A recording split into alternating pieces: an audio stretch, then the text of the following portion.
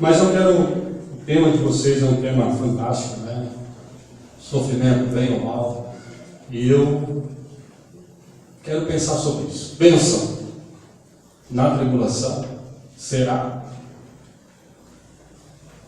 Porque sofrimento é um sinônimo de tribulação. O crente não fala sobre sofrimento, o crente fala tribulação. E tinha uma irmã lá na Madagascar, ela falava tubulação.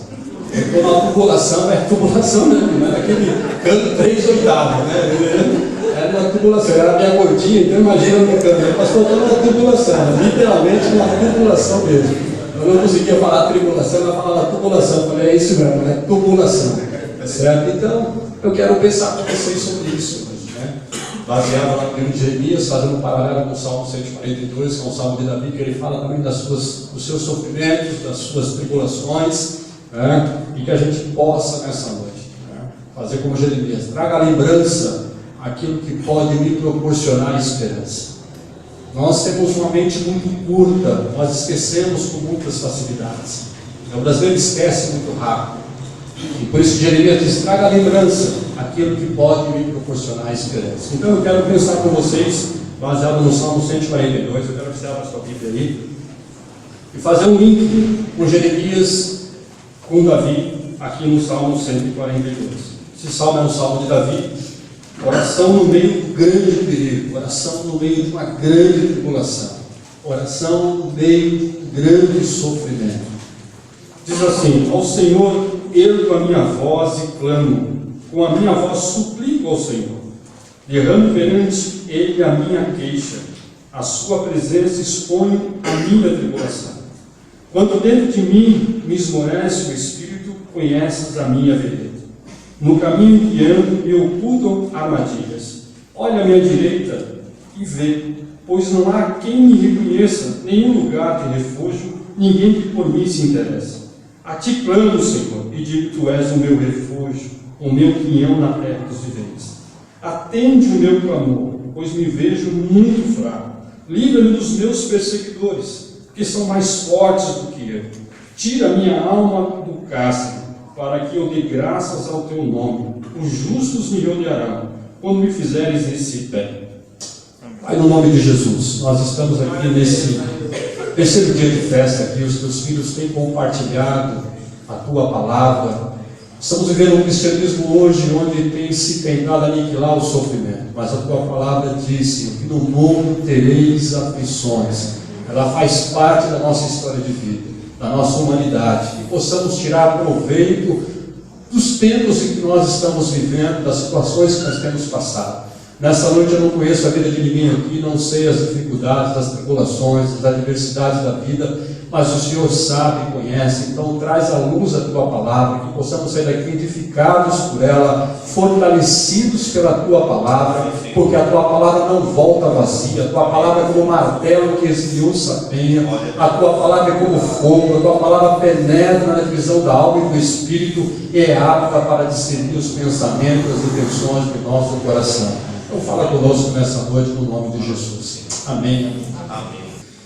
Falando de tribulação, irmãos, por quê? Esse sinônimo, sofrimento com tribulação. O que é tribulação? Vai para mim aí, Gustavo.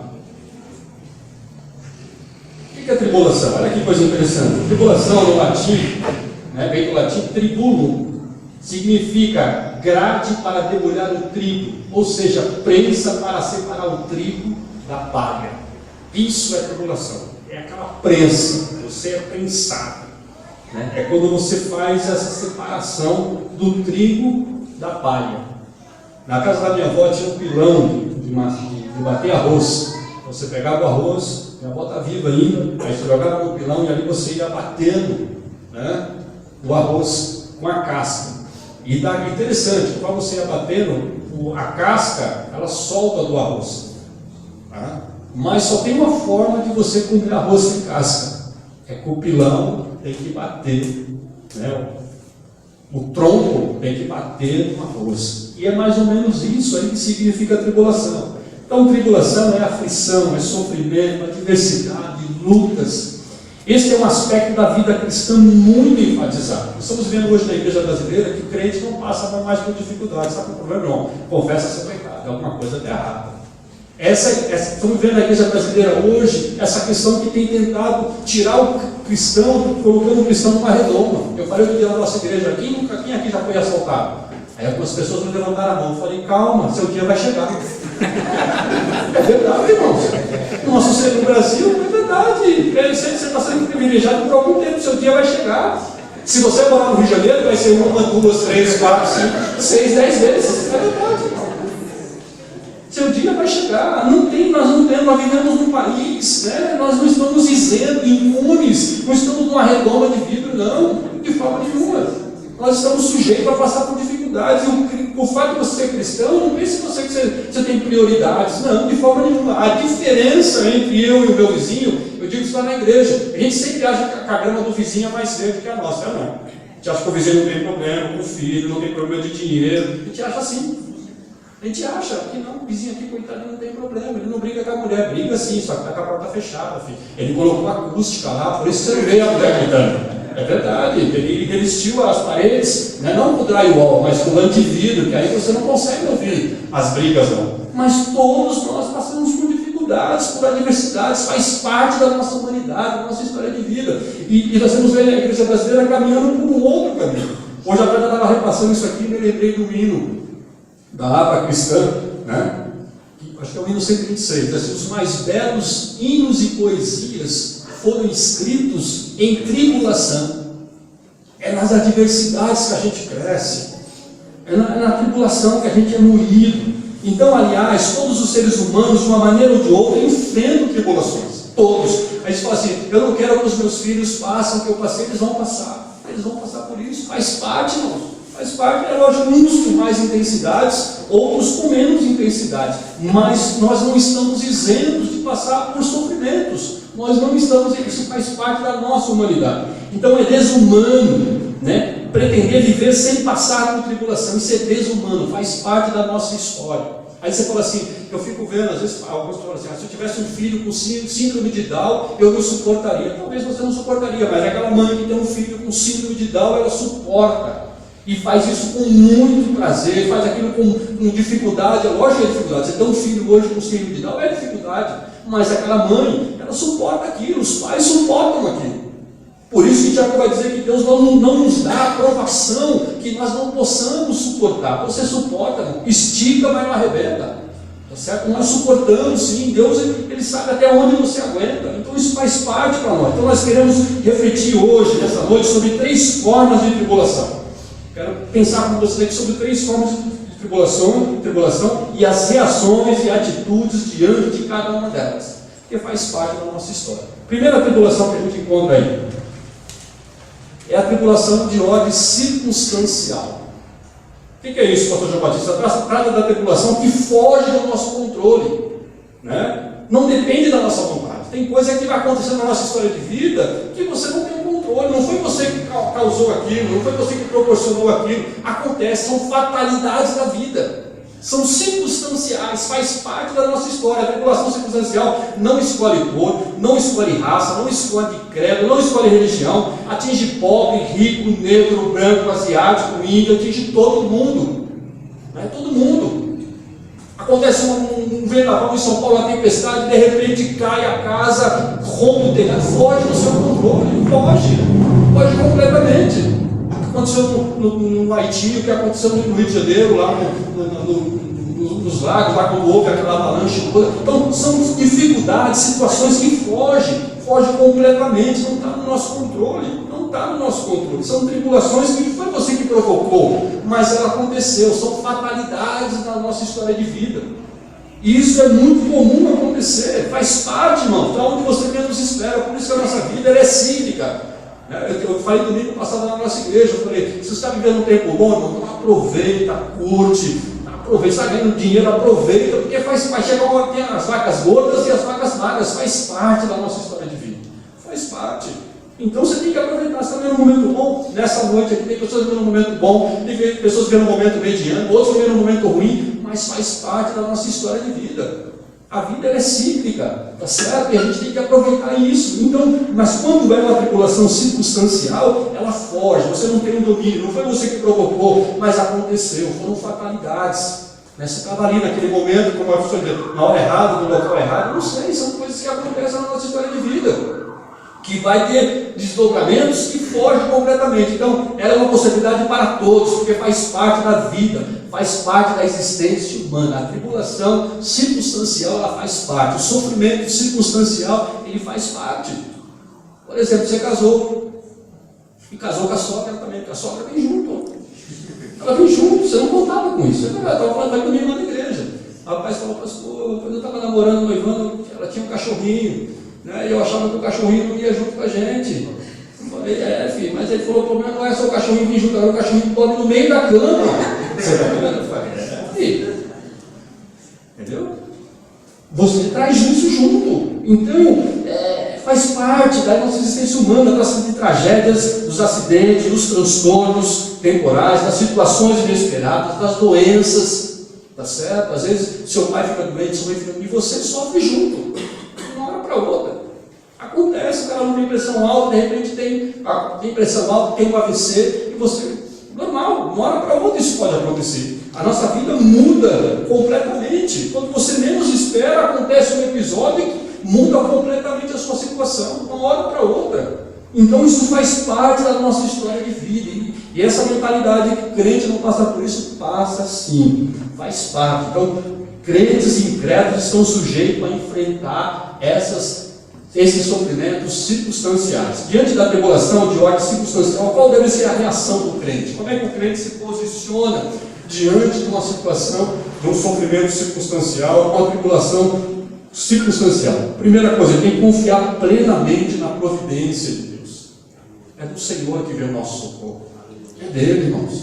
Provém dele. Então, diante das fatalidades da vida, eu tenho que crer no Senhor. É dele que vem o meu socorro. É do Senhor que vem a minha esperança. Então, essas circunstâncias são oportunidades para desenvolvermos e exercitarmos nossa fé em Deus e colhermos os benefícios das suas promessas. É disso que nós precisamos. Sabe por quê? Porque é o que está aí em 2 Coríntios 4, no versículo 8 e o versículo 9. Olha o que o apóstolo Paulo diz: em tudo somos atribulados. Em tudo nós somos atribulados, mas não angustiados. Perplexos. Você fica perplexo diante de uma situação que inesperadamente acontece com você, mas você não desanimados. Perseguidos, mas não desamparados. Abatidos, mas não destruídos. Mesmo diante de uma tribulação circunstancial, que pode acontecer comigo, pode acontecer com você, com o seu vizinho, algo inesperado, nós precisamos crer nessa promessa, crer nessa palavra. Virão tribulações, mas eu não vou ficar angustiado. Ficarei perplexo, mas não ficarei desanimado. Posso ter situações de perseguidos, mas não me sentirei desamparado. E mesmo abatido, mas não serei destruído. Então, saiba que isso faz parte da nossa história. Né? Você passar por sofrimento, passar por tribulação circunstancial. Segundo tipo de sofrimento, de tribulação que nós passamos, é a tribulação carnal. O que é isso, pastor? Trata da tribulação gerada pelo nosso próprio erro. Eu provoco isso. E às vezes eu provoco sofrimento, porque eu não planejei, porque eu dei cabeçada, não consultei a mulher, tomei a decisão por conta própria. Já vi muitas pessoas fazendo isso. Muitas pessoas. Tá certo? Só voltar um pouquinho aqui na circunstância que eu falei comigo, mas agora na nossa igreja. Quem lembra aqui do plano Collor? A pessoa tinha o dinheiro no banco hoje, foi um negócio circunstancial. Lembra disso, irmão Sebastião? Tinha dinheiro. Quem trabalha na molecada aqui não sabe disso. O governo foi lá e o dia que tinha no banco, ele foi lá e pegou tudo. Eu lembro que o meu avô tinha vendido um terreno, uma casa, e ele vivia de juros. De uma hora para outra ele foi morar de aluguel. Porque fugiu, muitas pessoas se suicidaram por causa disso. Foi um sofrimento circunstancial que ninguém esperava. O Collor entrou, que era um caçador de Marajá, e de uma hora para outra ele deixou todo mundo pobre. As pessoas ficaram desesperadas. Você vai no banco, você não tem mais nada, o governo pegou tudo que é seu, todas as suas economias. Então são coisas que fogem do nosso controle. Voltando aqui para o carnal. O carnal, a tribulação, o sofrimento carnal é aquilo que eu provoco, aquilo que eu faço, é a desobediência a Deus, a desobediência à sua palavra. Eu falei lá na nossa igreja, lá, um casal que a gente vinha aconselhando. Né? E eu comentei isso. Ele falou assim, pastor, antes dele casar.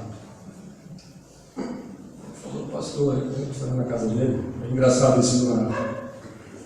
Aí, depois que eu tomei café, ele falou, pastor, essa mulher ela bate em pano de prato, com cueca, com meia, tudo na mesma coisa. Ele falou isso para mim, depois que eu tomei café, pensei, né? Depois que eu tomei café na sua catinha, eu falava isso antes. Depois que eu tomei café, que ele falou, pastor, dá uma olhadinha, ela bate tudo na mesa, tudo junto com o pano de prato, com a cueca, com a meia, e bate tudo na minha máquina. Eu falei, você deveria ter visto isso antes, antes de casar.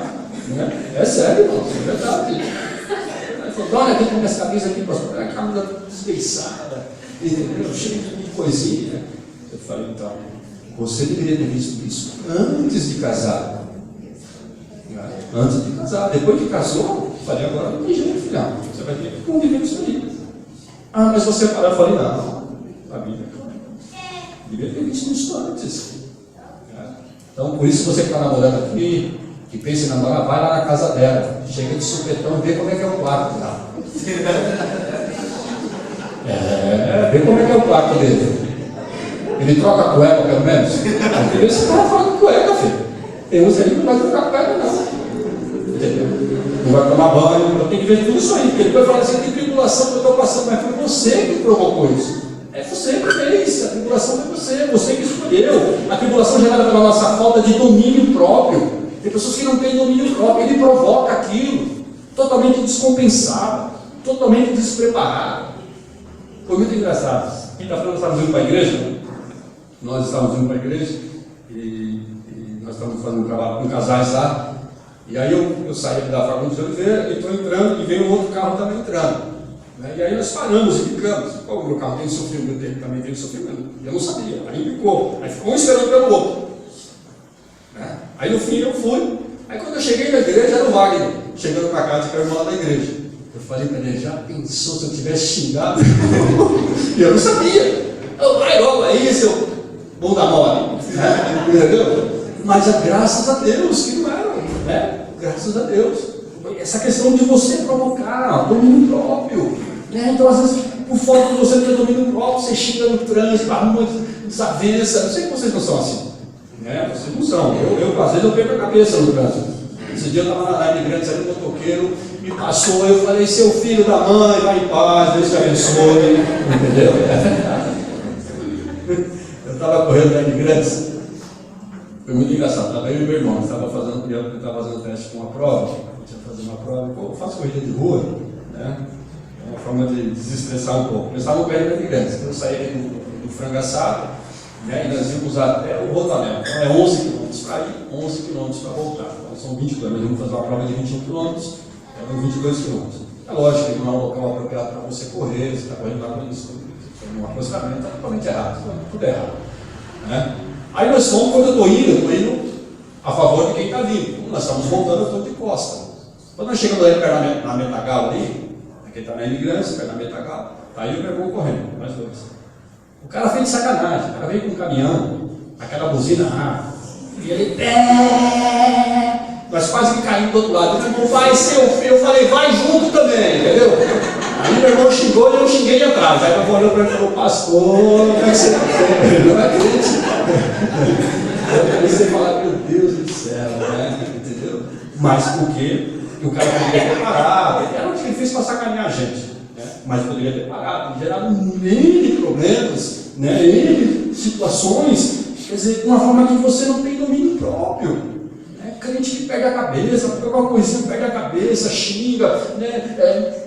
Falta falta de controle, de domínio próprio. Por isso que o fruto do Espírito é isso. Domínio. Quantas vezes você perde a razão porque você não tem o domínio próprio. Não tem o domínio próprio. E aí você perde completamente a razão. O pastor Caio Fábio conta uma história muito interessante. Ele foi pregar numa igreja e ele estava atrasado, aquele negócio todo super atrasado, e parou o carro na frente da garagem com um vizinho lá. Aí quando ele voltou, o dono da casa estava cuspindo fogo. falou, meu, você é um irresponsável, você deixou seu carro aqui. Ele falou, é verdade, sou irresponsável mesmo. Eu deveria furar seus 4 pneus. Ele falou, pode furar, você está certo. Está certíssimo, eu estou errado mesmo, sou inconsequente, você está certíssimo, pode fazer isso mesmo. E tal, e tudo que o homem falava, ele concordava. Reconhecia o erro dele. Sabe como que terminou a conversa? Quando você voltar aqui, pode deixar o carro aqui. Entendeu? Porque você está errado, filho. Você está errado. E eu fico vendo assim, crentes que estão errados e querem ter razão. É errado. Coloca o carro na vaga de deficiente. De crente sair pulando. Entendeu? Fingindo que está com o pé abaixado.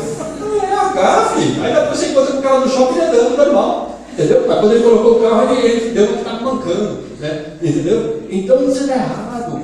E aí tem coisas que eu provoco. Né? Por falta de domínio próprio, pela nossa cobiça, pela nossa ganância, pelo nosso orgulho, pela nossa vaidade, pelo nosso temperamento.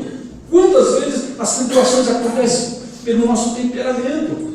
Nós, pais, nós gostamos muito de Efésios capítulo 6, né? Que diz assim, vós, filhos, sejam obedientes aos vossos pais, como manda o Senhor. Gostamos desse versículo ou não? Os pais que estão aqui. Mas o versículo continua.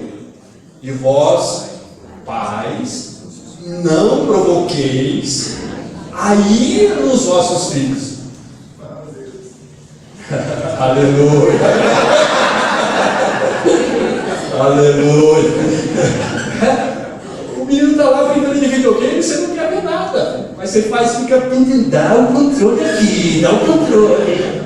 Entendeu? Quer dizer, provoca ira, gera descontentamento, né? Gera intriga, discórdia, e às vezes por coisas pequenas. Então a tribulação carnal, eu provoco isso, eu agrego isso na minha história de vida. São decisões que às vezes eu tomo precipitadamente, não procuro conselhos, orientação para a minha história de vida, compro, né? Às vezes para pessoas, recentemente lá, eu não comprei um carro, só deu dor de cabeça. Por quê? Porque não pedi orientação.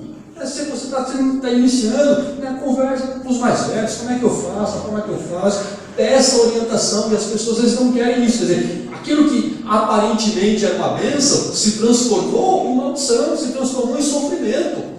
Por quê? Porque pegou um carro de péssima qualidade, né, chassi remarcado, N problemas pegou. Por quê? Porque faltou orientação, faltou humildade de pedir. E às vezes eu provoco isso, né, pela nossa ira, pela nossa raiva, pelo nosso ódio, pela nossa dureza de coração, pela nossa malícia, pela nossa fraqueza, pela nossa própria vontade pecaminosa. Eu vou provocando essas situações, esses sofrimentos, né, de forma carnal. Então a única reação correta, segundo a palavra de Deus, é o arrependimento, a confissão, a mudança de atitude, ou seja, uma genuína conversão. Eu preciso disso quando eu provoco essas situações. E provoco mesmo, irmãos. Quantas pessoas às vezes dão cabeçadas porque saíram da vontade de Deus, da orientação do Senhor, porque Ele provocou aquilo, Ele ocasionou esse sofrimento. A família sofre junto. A família sofre, a mulher, os filhos, porque deu cabeçada, saiu do emprego sem pedir a direção de Deus, mudou de cidade sem pedir a direção do Senhor, comprou um negócio, né, comprou algo, um imóvel, alguma coisa, porque não pediu a orientação de Deus, e a gente vai fazendo assim na nossa história de vida, e aí a gente culpa Deus. Por que Deus fez isso comigo? Deus não tem nada a ver com isso, cara. Foi você que provocou isso, Deus não tem nada a ver com isso. Por que Deus fez isso? Fui casar com essa mulher? Não, Deus não tem nada a ver. Eu digo lá na igreja, falou, pastor, o que o senhor acha de eu casar com essa moça? Eu não acho nada. Eu não acho nada, filho. Eu não acho nada. Quem tem que achar é você. Longe de mim, eu não acho nada disso. Você é quem tem que achar. Entendeu? Nós estamos orando, já oramos a Deus. Eu falei, então, se Deus falou, quem sou eu para falar alguma coisa? Agora você tem que ficar atento para você não provocar isso. Não provocar. Né? Os jovens adolescentes que estão aqui, saibam disso. Quando a mãe fala assim, meu filho, não casa com fulano de tal, praga de mãe pega. Pega porque ela já viveu isso aí. A mãe já viveu, aí pega mesmo. Deixa eu fazer uma oração com os jovens aqui, posso, pastor? Então, os jovens que estão aqui comigo aqui. Estão aqui do meu lado direito, estão aqui. Levanta a mão direita assim comigo. Direito, bem alto, levanta aí. Bem alto aí, levanta aí. Diga assim, Deus, Alto Deus, quando eu me casar, eu quero que os meus filhos me tratem da mesma forma que eu trato os meus pais. Se cumpre essa palavra, Senhor, eu creio. Verdade. Pode jogar praga em mim que pega, né? Então, se você é um filho obediente, você fica tranquilo, vai na paz, você não vai ter tribulação carnal, tá bom? Como é que eu me livro dessa tribulação carnal que eu provoco? Através de arrependimento, de confissão, de reconhecimento. Senhor, eu errei nessa decisão, não consultei, agi de forma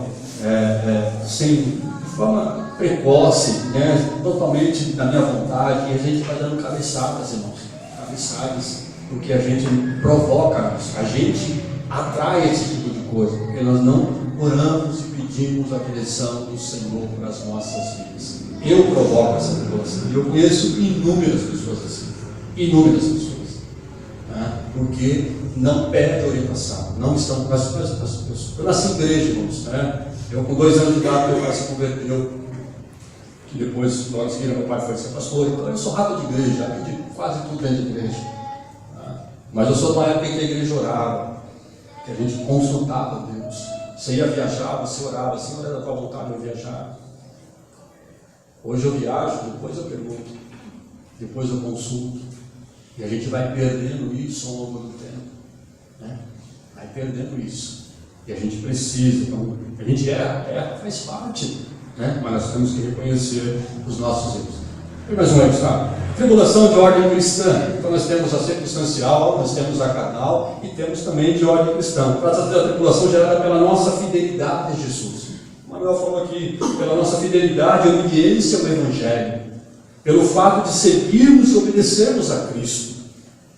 E às vezes nós passamos por tribulação assim, quando você defende a família, quando você defende o Evangelho, quando você defende a sua fé, quando você abomina e repudia, né, certas coisas que você vê na televisão, que você vê certas atitudes que você vê, você tem um asco com relação àquilo, e às vezes na empresa que você trabalha, às vezes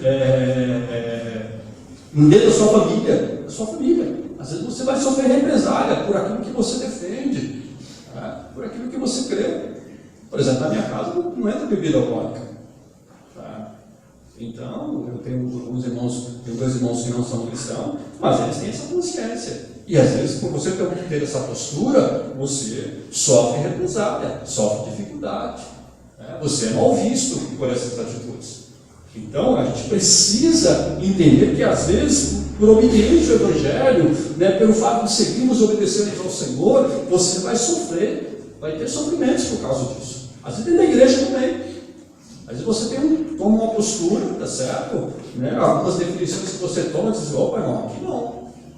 Aqui não. E às vezes a gente tem que ver, né? Aqui a palavra de Deus diz dessa forma. E às vezes é uma família influente na igreja, é um dizimista que tem um dízimo alto, e aí você não pode ser levado por isso. Porque você tem que seguir a palavra do Senhor. Está errado, irmão. É aquilo que manda a palavra de Deus. Então, é a tribulação gerada pelo fato de nós nos posicionarmos como verdadeiros crentes na sociedade. Verdadeiros crentes. Né? Pelo fato de agir como estudante cristão, como trabalhador cristão, como cidadão crente em Cristo. Né? Por exemplo, um moço, uma moça crente, ele não pode colar. Não pode colar na prova. Ele está sendo desonesto com aquele que estudou. Né? E eu não posso ir para o vestibular. Não, pastor, é que eu não estudei. Porque eu estou na igreja, eu venho na escola dominical, eu chego lá e falo, Jesus mandou eu bater nesse daqui. Não adianta, irmão, você não vai passar. Não vai passar. Deus seria injusto se ele passasse você e o ímpio que estudou, que ralou, que não ficou vendo malhação, nem jogando videogame, estudou, e você foi lá, Jesus mandou para nesse aqui, você vai passar. Deus seria injusto. Não, você tem que estudar. Hoje de manhã eu estava correndo e estava pensando nisso. Quando os 4 jovens hebreus foram para Babilônia. Daniel, Ananias, Misael e Azarias. Os 4 jovens hebreus vão para a Babilônia. São levados cativos na Babilônia. Não tinha só eles, tinha mais jovens hebreus que foram levados cativos. E ele, o que Daniel faz? Ele chama Apenaz, que era o chefe dos eunucos, vamos dizer assim, o método, né, o que cuidava da alimentação. Ele chama as penagens, Daniel capítulo 1, diz assim, olha, nós não queremos nos contaminar com o manjar do rei. Nós queremos legumes e água. E as penagens ficam preocupadas, falam, não posso fazer um negócio desse aqui. Se fizer um negócio com você aqui, eu coloco a minha cabeça prêmio. Não posso. Vocês têm que comer o manjar do rei aqui, né? O cardápio, né, de Nabucodonosor é para vocês. Ele diz, não. E aí diz assim, e assentou Daniel no seu coração não se contaminar com as especiarias, com os manjares da Babilônia. Ele assentou no coração dele, ele estava decidido com aquilo. E o que Daniel faz? Então vamos fazer um teste. Faz um teste de 10 dias com a gente. E a Bíblia diz que ele fez um teste de 10 dias. E por 10 dias eles ficavam mais robustos, né? mais saudáveis. E diz que por 3 anos eles não comeram o manjar do rei. E aí, quando é feito o teste, pode ver na Daniel capítulo 1 lá, você moça que está aqui. É interessante o texto. E diz assim, e quando eles se apresentaram, e a prova lá era a prova oral na Babilônia, não era escrita, era oral. Perguntava, respondia. É como hoje, 7 vezes 7, quanto que é? Deixa eu pegar o celular aqui, né? É uma geração assim, né? Sapato, é com S, com C cedilha, com 2 S, nunca me escreve sapato. E aí a prova é oral. E a Bíblia diz um negócio fantástico. Eles ficaram 10 vezes mais sábios. 10 vezes mais sábios. Agora você imagina a pressão que Daniel, Ananias, Misael e Azarias sofreram na Babilônia. A pressão. Porque não eram só os 4 hebreus, havia outros hebreus ali. Não foi levado só os 4, tinha outros hebreus. E às vezes a pressão era interna e externa. E a maior pressão às vezes é interna. Quando o moço decide servir a Deus, quando você decide servir ao Senhor, as pressões são muito grandes. E aí você sofre represália, você sofre às vezes bullying, você sofre, é o crentão ali, quer ser muito crente, não sei o que lá, mas aí você vai ficando fora do grupo. Imagina a pressão que esses 4 moços sofreram na Babilônia, irmãos. Imagina você, Daniel, deu uma varadinha aí, cara, tá assim de biribira, vamos lá, cara. É só pegar. E ele disse, não, eu tenho um compromisso com Deus. Rapaz, para com isso, vamos chegar junto lá, filho. Você fica com uma, que fica com a outra, que fica com a outra. Ele falou, não, eu não posso. De forma nenhuma eu não posso. Eles estão crendo nisso. Então, tribulação de ordem cristã, quando você sofre, a tribulação gerada pelo fato de se dizer não aquilo que todos dizem que é normal. Todos falam, é normal isso aí. Mas nós temos visto, não é normal, pastor, isso é coisa normal, já é normal. Não é normal, irmãos. Isso não é normal, não pode ser normal. Eu falei outro dia na nossa igreja, era filho de peito de pombo, tá vendo? Os moleques hoje têm peito de pombo, estou com peito assim, filho. Entendeu? Peito de pombo. Filho de peito de pombo, filho. Estou com o peito assim e quer ir para cima do pai e da mãe. Entendeu? Isso não é normal. A Bíblia diz que o coração do pai se converte ao coração do filho, o coração do filho se converte ao coração do pai. Não tem outra alternativa, isso não é normal, irmão. Essa, como é que eu vou dizer a expressão aqui? Essa rebeldia, essa ufanação dessa geração, você está entendendo? Que não respeita mais pai e mãe, não respeita. E isso não pode ser normal. E assim, quando você tem uma posição diferenciada segundo a palavra de Deus, você sofre muito. Outro dia eu falei na nossa igreja lá, eu falei, chega junto, irmão. A Bíblia diz assim, não retira a vara da criança. Algumas pessoas se levantaram contra. Eu falei, não, filho, a palavra de Deus está dizendo aqui, ó. Ela que diz. Então eu estou um pouco me deixando do conselho tutelar. Estou dizendo para você espancar seu filho. Estou dizendo para você repreender crianças, você tem que bater nele. Eu apanhava um dia assim e o outro também. E é verdade isso, irmão. É verdade. É verdade. Eu apanhava um dia assim e o outro também. Você pergunta para minha mãe e para meu pai, e fala, não, porque não era ele que se apanhava, era eu. Entendeu? Eu sei o quanto que doía.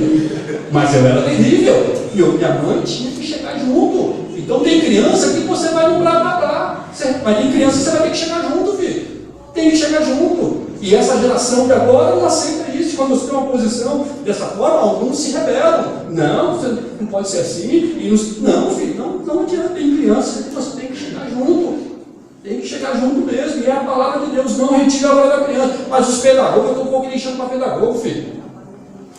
Se os pedagogos hoje, imagine lá, onde está hoje lá, os filhos de Davi, os filhos de Eli, porque o pai foi omisso, o pai não repreendeu, o pai não corrigiu, eles estão hoje lamentando lá no inferno por causa disso, porque não sofreram a correção. Então, tem uns que você vai conversar para resolver, tem outros que vai ter que chegar junto, e aí você sofre representantes com relação a isso, porque as pessoas não concordam, está entendendo? Mas é a palavra de Deus, e aí você tem esse sofrimento, essas tribulações, às vezes, por defender esse tipo de coisa, né? Por ver o que é a palavra de Deus. Então, há vários exemplos. Paulo sofreu por amor ao Evangelho de Cristo, Pedro e João sofreram por Cristo, Estevão morreu apedrejado por amor a Cristo. Então, diante da tribulação de ordem cristã, qual deve ser a reação do cristão?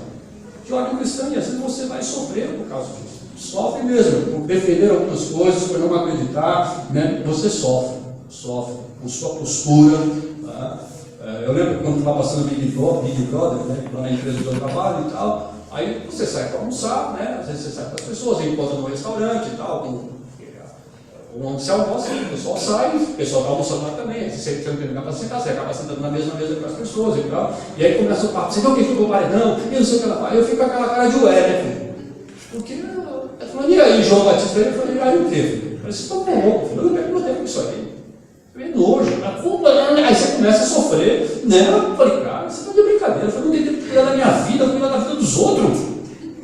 E os caras ainda ligam ainda, cara, ainda liga, e aí você vê as pessoas, não, eu votei no fulano, eu votei no ciclano, e às vezes você tem uma postura totalmente diferente, e aí você, os caras começam a olhar você diferente, né? Você começa a se segregar das demais pessoas, porque você não tem a mesma fala, não defende as mesmas ideias, está entendendo? Então, diante da tribulação de ordem cristã, qual deve ser a reação do cristão? Ter plena convicção que está sofrendo pelo fato de servir a Deus, e apesar do sofrimento aumentando, ter a alegria do Espírito.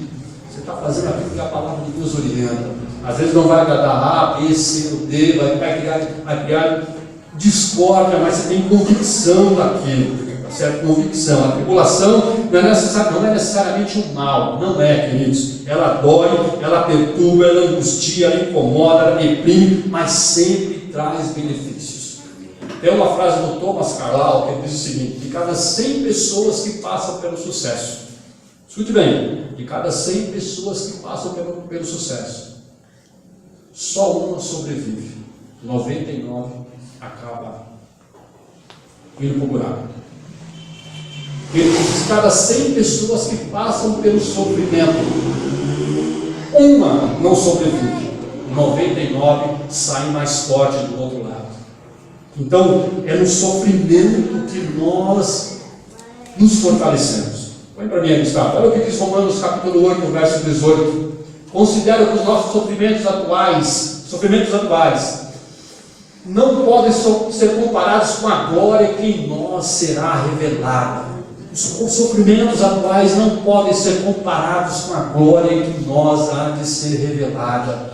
Então passaremos por sofrimentos, com certeza, por dificuldades, com certeza, por retaliações, não tenho dúvida, faz parte, irmãos. Às vezes quando você tem uma posição, né, que vai contrária, vamos ter dificuldades, vai ter retaliações de ordem cristã mesmo, vai ter, você vai sofrer algumas coisas com relação a isso aí. Então, a alegria é ótima, mas não é a melhor mestra que a alma dispõe, não é. É na tribulação que as virtudes aparecem, é na tribulação que os sentimentos ganham grandezas, é na tribulação que você cresce. Nós crescemos, a igreja cresceu em tempos de dificuldades, em tempos de adversidades. Então nós crescemos, nós amadurecemos, né? E aí está o verdadeiro paradoxo, né? Que os grandes benefícios que recebemos não nos vêm do sucesso, do conforto, da alegria, não nos acontece quando tudo é um manso lago azul, não. Os grandes atos, as grandes construções, as grandes arquiteturas de Deus na nossa vida acontecem na câmara das tribulações. É lá que acontece. Eu me lembro que eu estava com meus 22 anos, eu estava fazendo SEAD, um seminário por extensão das Assembleias de Deus. Eu estava recém-casado, uma filha já, passando por uma dificuldade muito grande. Eu era diácono da igreja, e a nossa aula lá acontecia aos sábados. ali na Assembleia de Deus do Taboão. E eu me lembro que eu fiz a prova do SEAD, ali, nós estudávamos à tarde, aí eu fui tomar um caldo de cana e um pastel com o irmão Joel. Hoje ele é presbítero da igreja. E nós fomos tomar um caldo de cana e comer um pastel ali na Ilha do Taboão. Tem uma pastelaria ali. E eu me lembro que nós fomos lá, saí da prova, nós tínhamos que retornar para a aula. E eu coloquei meus dois cotovelos sobre o balcão e pedimos um pastel e um caldo de cana.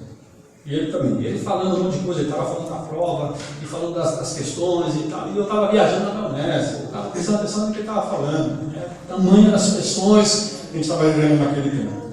E eu me lembro que o rapaz pegou 2 canas, ligou lá a máquina lá e começou a passar a cana. E a máquina começou a trepidar, eu falei, esse negócio vai explodir. Né? E começou a trepidar, e ele falando comigo, eu só observando o rapaz passando a cana na unha. Aí ele passou a cana. Aí ele pegou e dobrou em 4. Aí foi mais devagar. Aí passou e voltou de novo. Aí Deus falou no meu coração, estou te passando na unha. Não vai emperrar não. Você vai passar por isso. Talvez você esteja passando na unha, irmãos. Você diz, eu não vou aguentar. Você vai aguentar sim, você aguenta sim. Porque Deus é aquele que não apaga o pavio que fumega e nem esmaga a cana que está quebrada. Deus é o Deus Emanuel, é o Deus que caminha junto, é o Deus solidário, é o Deus que está do seu lado. Não vai emperrar, não vai não. Você vai conseguir sair, você vai crescer, você vai amadurecer. Lá em João capítulo 3, Jesus falou assim para os discípulos, que eu vos faço agora, vós não entendereis, mas entendereis depois. Depois você vai entender esse processo todo. E eu fui entender depois, lá na frente, em 2013. Foi uma das grandes decepções que eu tive na minha história de vida. Foi um dos problemas assim, que me abateu demais. Nós saímos de uma ruptura, uma grande decepção num projeto de igreja, tá certo? E eu tinha idealizado, eu tinha sonhado aquilo como igreja na minha história de vida. E no dia do meu aniversário, foi uma das grandes decepções que eu tive. Entreguei minha carta de renúncia, falei, não quero mais ser pastor aqui. E tinha decidido dizer, não, vou seguir minha vida. Nesse ínterim, no mesmo ano de 2013 mesmo, minha mãe ficou doente, essa igreja orou pela vida dela. As coisas foram acontecendo assim, se amontoando. Ela ficou quase 6 meses internada. Eu, como filho mais velho, trabalhava em Alphaville, tinha que vir para cá, tomar decisões. Minha mãe morre ou não morre, aquele processo todo. Em 2014, eu mudei de empresa, fui trabalhar em outra empresa, trabalhava lá em Cumbica, depois do aeroporto de Guarulhos, tá certo? E uma dificuldade assim muito grande, saí de um local, fui trabalhar em outro local e fiquei ali 15 meses naquela empresa, e às vezes eu caminhava, que era uma multinacional japonesa, e eu caminhava um espaço muito grande, e eu caminhava ali no meio do campo de futebol, ficava falando assim, o que eu vim fazer nesse lugar aqui? O senhor me trouxe para cá? Eu não conseguia entender isso. Eu estava em Alphaville, era gerente de uma empresa, ganhando muito bem, entendeu? Tudo, e de repente minha vida muda completamente, e eu fiquei sem o que está acontecendo comigo. Mas hoje, eu olho para trás e vejo a mão de Deus, o cuidado do Senhor. Foi um tempo que eu mais cresci diante do Senhor, diante de tantas dificuldades, saber que Deus estava comigo. Aquilo que eu vos faço agora você não entende, mas entende depois. Depois a gente vai entender. E hoje, irmãos, em 2017, 4 anos se passaram, eu olho para trás nessa empresa que eu fiquei 15 meses, foi o momento assim que eu mais cresci profissionalmente, em desenvolvimento. A empresa que eu estou hoje é um reflexo daquilo que eu aprendi naqueles 15 meses. E por incrível que pareça, a empresa que eu estou hoje é a empresa que eu havia sido demitido em 2007. Eu nunca tinha sido demitido na minha história de vida. Fui demitido em 2007 nessa empresa. E volto 8 anos depois. Tá certo? E sempre que eu passava ali em frente, eu falei, um dia eu quero voltar para cá. Um dia eu quero voltar para cá, quero entender por que eu saí daqui. Mas Deus fez eu passar por todo esse processo aqui. E volto para um staff diferente, com outros olhos. Porque esse processo que Deus faz com a gente. E eu preciso entender isso, que é nesse momento de dificuldades que nós crescemos, que nós amadurecemos, quer como pais, quer como igreja, quer como filho, como marido, como esposa, como esposo, nós vamos crescendo e vamos amadurecendo naquilo que Deus tem para a nossa história de vida. Amém, queridos? Vejamos então 2 virtudes da tribulação. A tribulação tem virtude? Tem. Tem virtude? Tem. Pastor, é fácil ter virtude na tribulação? Tem virtude. A tribulação tem virtude. Primeira delas, a autorrevelação. É na tribulação que você vai saber quem você é realmente. Quando tudo estava bem, a mulher de Ló dizia: nossa, você é o cara, meu. Ah, você é o cara. Aperta aí, irmão. Você é o cara. Estava tudo muito bem, filho. Ló era um cara montado no dinheiro. Riquíssimo. Riquíssimo. Jó era um cara montado no dinheiro, riquíssimo. A mulher estava ali porque deve nas dificuldades. Quando Deus muda o cativeiro de Jó e começa a passar por dificuldades, aí ela revela quem ela é. O que ela fala para Jó? Amaldiçoa o seu Deus e morre, filho. Na dificuldade. E aí Jó tem uma postura diferente. Deus deu, Deus tomou. Bendito seja o nome do Senhor. Você fala como uma louca. É na dificuldade que há essa revelação. Revela o que eu tenho no meu coração. No meu coração. Quando o vento sopra a favor, irmão, é muito fácil. A coisa mais fácil que é você remar quando o vento é favorável. O duro é você remar quando o vento é contrário. Quando tudo que você faz é errado. Tudo que você faz é errado. E tem fase na nossa história de vida que é assim. Você já passou por isso? Se não passou, você vai passar ainda. É verdade, tem fase na nossa história de vida que parece que tudo dá errado. Tudo dá errado. Entendeu? É a história do está acabando aqui. É a história do rapaz que recebeu uma herança. E ele tinha que escolher. A herança, o testamento diz assim: você recebeu uma herança, você quer receber em castanha do Pará, ou você quer receber em dinheiro? Ele tinha que escolher. Aí ele pensou, falou: castanha está alta, né? Castanha está em alta, eu vou receber em castanha. E aí ele viajou para pegar a herança na castanha. Quando ele chegou lá, a castanha deu bicho. Ele perdeu tudo. Eu vou voltar para casa. Aí chegou no check-in: você quer ir via Rio ou via São Paulo? Eu tinha que escolher de novo. Aí ele falou: já que esse negócio está tão ruim, eu vou via Rio, pelo menos eu vejo o Corcovado, né, o Pão de Açúcar, né, já que eu perdi tudo mesmo. Aí pegou o avião via Rio. Era um pau de arara aéreo. Nossa, tripinava todo, ele falou: esse avião vai cair. Esse avião vai cair, eu não vou ficar aqui. Eu estou tão azarado que esse avião vai cair. Me dá um paraquedas aí. Aí o rapaz deu paraquedas para ele. E ele pulou. Ele tinha duas alças.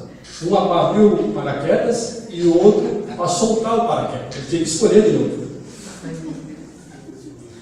Aí ele falou: e agora o que eu faço? Aí ele falou: vou nessa aqui. Aí não era para abrir o paraquedas, era para soltar o paraquedas. Aí ele veio caindo e falou assim: me vale, São Francisco. Aí uma voz do céu diz assim: de Assis ou de Xavier? Ele falou assim: eu me recuso a responder. É uma história meio engraçada, mas é para a gente pensar que às vezes, na nossa história de vida, parece que às vezes não se encaixa, não dá certo, né? E às vezes a gente, mas essa auto-revelação. Deus faz isso com o povo de Israel lá no deserto. Deus manda o maná para eles. E mesmo assim eles murmuram. Mesmo assim eles murmuram. Deus manda as cordelices, Deus dá água, tem a coluna de fogo, a coluna de nuvem. Mas mesmo assim, então, na tribulação vai revelar as atitudes do meu coração. Se eu sou grato, se eu sou dependente do Senhor. Mesmo nas dificuldades, mesmo não entendendo as adversidades da vida. Senhor, eu não consigo entender o porquê disso. Eu não sei, eu não tenho capacidade de entender isso. E a gente não tem mesmo, irmãos. Existe o Kairos de Deus e o Cronos. Deus está sempre no Kairos. Nós estamos sempre no Cronos. Deus está sempre à nossa frente. Cronos vem de cronômetro, de cronologia. Deus é atemporal. Deus está além disso. É por isso Jesus falou em João 13: o que eu vos faço agora vocês não entendem. E não vão entender mesmo. Vocês vão entender lá na frente. E aí eu preciso crer nisso, nessa auto-revelação que o sofrimento me faz ter, nos faz passar. Segunda coisa, põe aí, está. Segunda virtude da tribulação do sofrimento é a oração. No sofrimento a gente ora mais. Ora não ora, irmãos. Ora o negócio aperta, você ora mais. Muitas coisas podem ser feitas em meio à tribulação, muitas coisas, mas nenhuma é tão significativa como orar. Esta é a velha e repetida, instada e pouco observada lição. Orar faz sentido. Orar não é balbuciar dos fracos diante dos lentos. Essa geração tem desaprendido a orar, irmãos. É uma geração que tem desaprendido a orar. A igreja não ora mais como orava antes. Eu tenho isso difícil na nossa igreja. Nós estamos perdendo o hábito de orar. Jesus conta uma parábola e diz assim: dever de orar sempre e não desfalecer. Eu só vou orar quando tiver vontade. Você não vai ter vontade, filho. Orar é difícil pra caramba. Orar é difícil. Só sabe quando é difícil orar quem ora. Fala assim: eu vou orar 20 minutos, meia hora. Coloca para você ver. Você abre o olho assim, parece que o negócio não passa. Mas você assiste um jogo de futebol, 1h30, é boa. Você liga o Netflix, você não vê passar. Mas você fala assim: eu vou orar meia hora. É difícil orar, porque orar é lidar com coisas espirituais, né? Com coisas sobrenaturais. Paulo vai dizer que a nossa luta não é contra a carne nem contra o sangue, mas contra os principados, contra as ordens espirituais da maldade, nos lugares celestiais. Quem assistiu o quarto de guerra aqui sabe disso que eu estou falando. Orar é isso aí, é lidar com coisas espirituais. Então, é na tribulação que nós oramos, que nós crescemos. Orar é a atitude mais subversiva que se pode ter diante do opressor. Quando você ora, quando você coloca diante do Senhor, e no sofrimento a gente ora, a gente expõe a alma, desnuda o coração, põe isso diante do Senhor, né? E como orar na tribulação, pastor?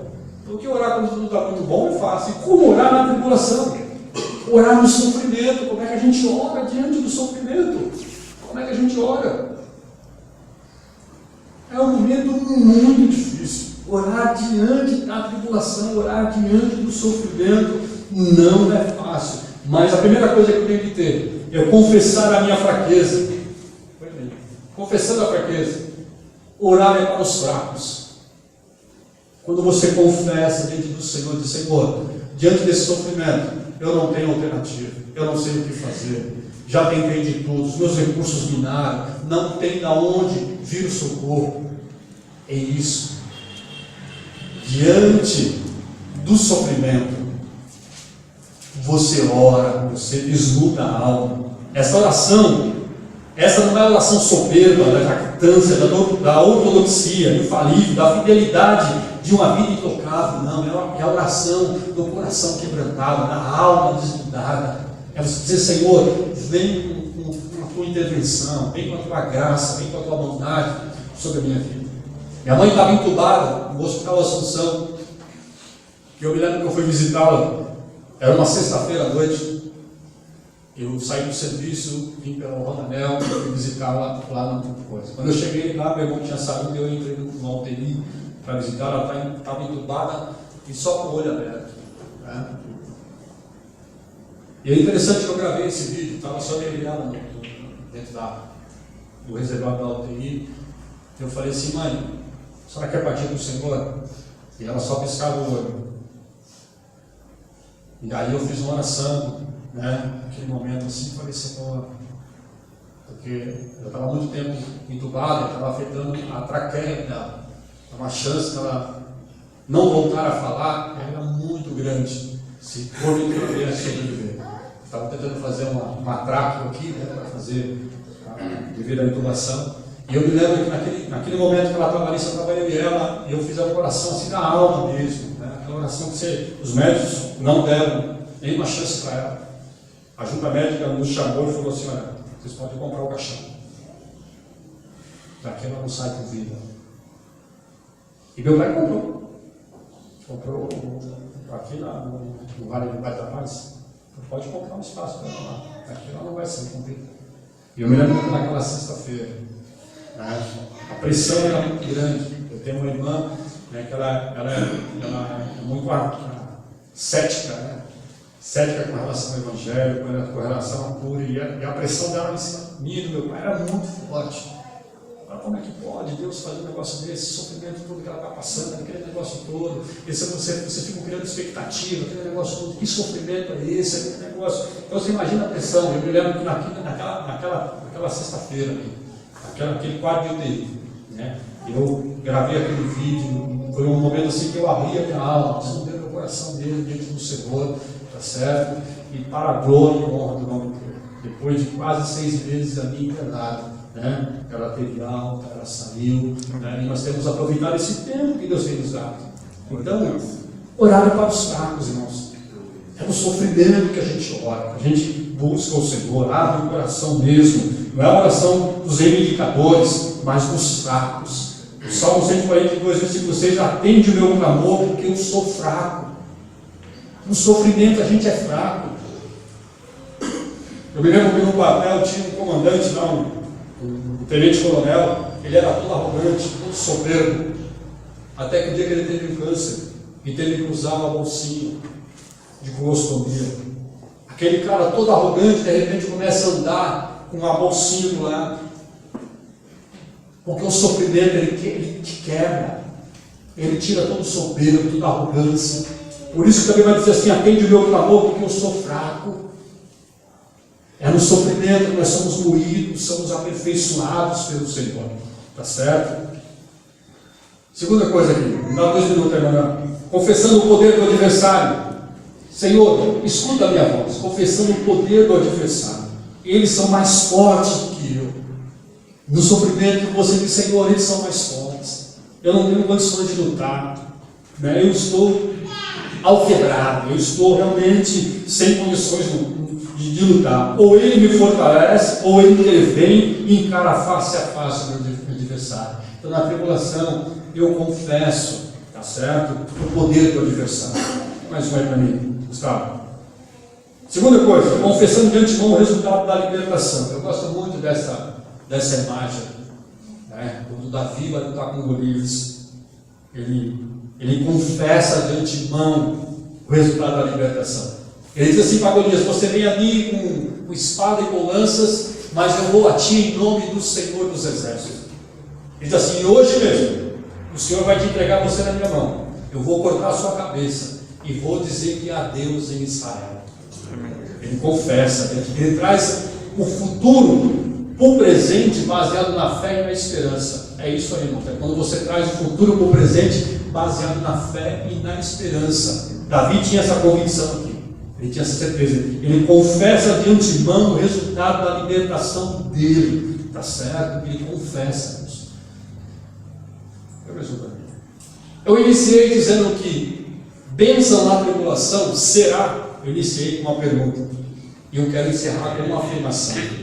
Bênção na tribulação. Não é uma pergunta, é uma afirmação. Porque é na tribulação que nós somos abençoados. É na tribulação que nós somos provados. É na tribulação que nós crescemos.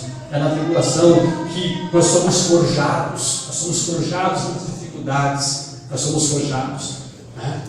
É na tribulação que há essa resiliência. Né? O salmista diz assim: nós temos que ser como o cedro do Líbano. O cedro do Líbano, ele encurva, mas não quebra. Passa a tempestade e você volta novamente. Resiliência.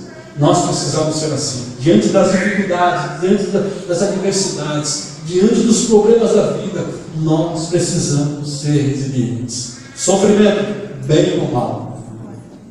A gente não quer passar por sofrimento, não quer passar por tribulação, e muito menos por tribulação. Nós não queremos. Não queremos, é verdade. Não queremos, mas é ali que nós crescemos, é ali que nós amadurecemos, é ali que nós somos forjados pelo Senhor. Então, se você está passando por dificuldades, saiba que as tribulações revelam quem nós somos, deixam a descoberta o nosso nível de agradecimento, a pujança da nossa gratidão e a profundidade das nossas queixas, dos nossos resmungos e até, quem sabe, das nossas blasfêmias. É na tribulação que vai revelar quem eu sou.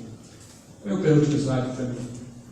Porque a nossa leve e momentânea tribulação produz para nós um peso eterno de glória muito excelente. É nesses momentos, tá certo, que a gente vai. Eu estava fazendo a São Silvestre, foi no ano de 2014, foi muito interessante isso. Eu não tinha treinado, tinha treinado de igreja, aquele negócio todo, tinha um irmão da igreja que falou: não, vamos, pastor, vamos lá. E ele tinha treinado. E foi muito interessante, porque aí, né, eu fui correr com ele. É quando nós estamos subindo a Brigadeiro, estava muito quente em 2014. E eu estava, quando chegou debaixo do lugar do no 13 de maio, eu falei: não vou aumentar, vou quebrar. Aí tinha um rapaz do meu lado assim, do meu lado direito, era queria ser o personal trainer da uma moça, e aí eu estava junto com ela dizendo, vamos, e ela estava, eu estava junto também, quase morrendo, eu falei, não vou. Aí ele falou para ela assim, a dor é momentânea, a glória é eterna. Eu falei, essa palavra é para mim. É verdade, eu falei, receba essa palavra, é para mim, rapaz, eu ainda tenho uma quinta ali, meu amigo, eu subi aquela brigadeira, eu não sei como eu cheguei lá no final. Eu falei, essa palavra é para mim, a dor é momentânea, a glória é eterna. E eu me lembrei do apóstolo Paulo, quando ele escreve a sua carta, né? Não só isso, mas também nos gloriamos nas tribulações, porque sabemos que a tribulação produz perseverança. O sofrimento, ele produz perseverança. O sofrimento, ele proporciona isso na minha história de vida e também na sua história de vida. Amém, queridos?